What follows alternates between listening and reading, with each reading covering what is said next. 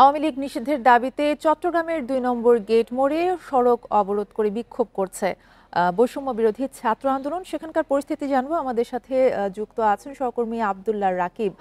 রাকিব, সেখানকার পরিস্থিতি কি জানাবেন?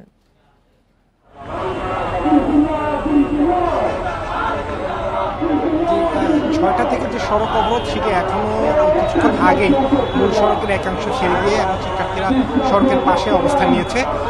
শিক্ষার্থীদের যে প্ল্যাটফর্ম বৈষম্য বিরোধী ছাত্র আন্দোলন চট্টগ্রাম মহানগরের যে শিক্ষার্থী এবং নেতাকর্মীরা আছেন, তারা বিকেল ৫টার দিকে ৫:৩০টার দিকে একটি মিছিল নিয়ে ২ নম্বর গেটের ১৬শহর এলাকা থেকে মিছিল নিয়ে যে ২ নম্বর গেট সড়ক মূল সড়ক সেখানে অবস্থান নেন এবং সেখানে প্রতিবন্ধকতা তৈরি করে সড়কে অবস্থান নিয়ে তারা তাদের এই যে বিক্ষোভ কর্মসূচি, অর্থাৎ ৮ মাস ধরে যে দাবিতে তারা আসলে সরকারকে নানা সময় বলে আসছেন নিষিদ্ধ সংগঠন হিসেবে আওয়ামী লীগকে যাতে নিষিদ্ধ করা হয় সরকারিভাবে, সেই দাবিটি তারা জানিয়েছেন। এবং গতকাল রাত থেকে যে আন্দোলনটি শুরু হয়েছে সেটির গতকাল রাতেও আমরা দেখি চট্টগ্রাম মহানগরীতেও নিউ মার্কেট এলাকায় জড়ো হয়ে তারা বিক্ষোভ করেছিলেন, মিছিল করেছিলেন।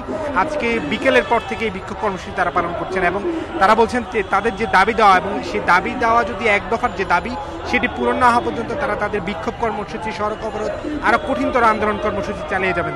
তবে সড়ক থেকে কিছুটা সরে যাওয়ায় মানুষের যে ভোগান্তি তৈরি হয়েছিল, সড়ক জুড়ে যে যানজট তৈরি হয়েছিল, যানবাহন যে ঠাঁই দাঁড়িয়েছিল সেটি কিছুটা কমতে করেছে। তবে এখন পর্যন্ত যেহেতু ১ ঘন্টার কিছু সময় ধরে এই অবরোধ কর্মসূচিটি ছিল, ফলে তারা এখন যেহেতু তারা একপাশে অবস্থান নিয়েছে, সেক্ষেত্রে কিছুটা ভোগান্তি লাঘব হয়েছে মানুষের। তারা একপাশে অবস্থান নিয়ে স্লোগান দিচ্ছেন এবং বারবার একই দাবি তুলছেন এবং তারা বলছেন সরকারের যে ব্যর্থতা, সেই ব্যর্থতাকে তারা চিহ্নিত করে তারা বলছেন এই দাবি দ্রুত মেনে নেওয়া।